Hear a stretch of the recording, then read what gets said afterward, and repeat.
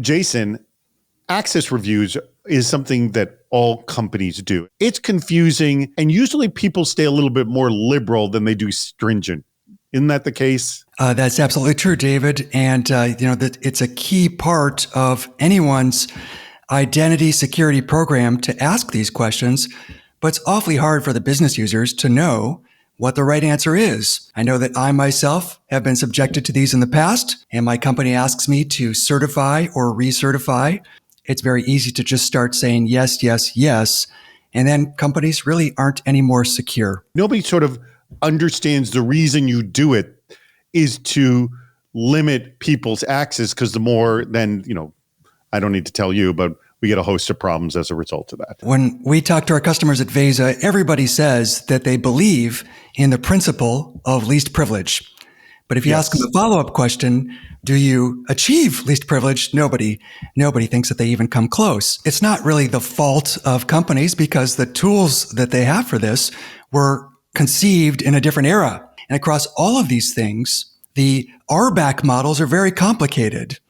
And I don't think that the average employee could possibly be expected to know what hundreds of different permissions mean in AWS IAM. How are you dealing with this issue? We believe that it's important to change how access reviews work, and you need a fundamentally different architecture to solve some of the basic problems with historical access reviews. Problem number one, these access reviews don't go to the level of permissions.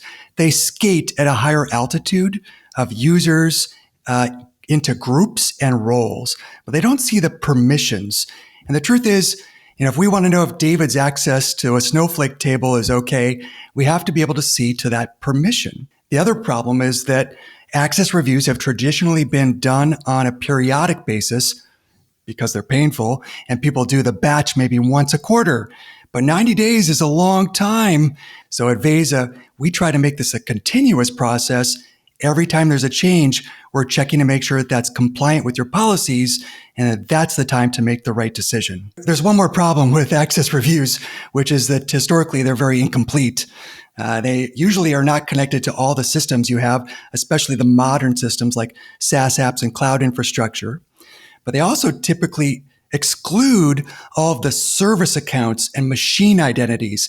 And people forget this sometimes, but machine identities are actually outnumbering your employee identities, yet they're just as dangerous and vulnerable a point of entry for attackers.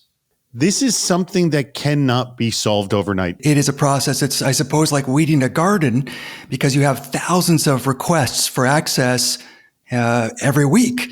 And when it comes to security, we really shouldn't be guessing. That has to become a process that's an everyday kind of process of evaluating and using as much automation as possible to make the right decision right now. If you want to learn more about what Veza is doing with access rights and managing what you have in your environment, go check them out at their website, Veza.com.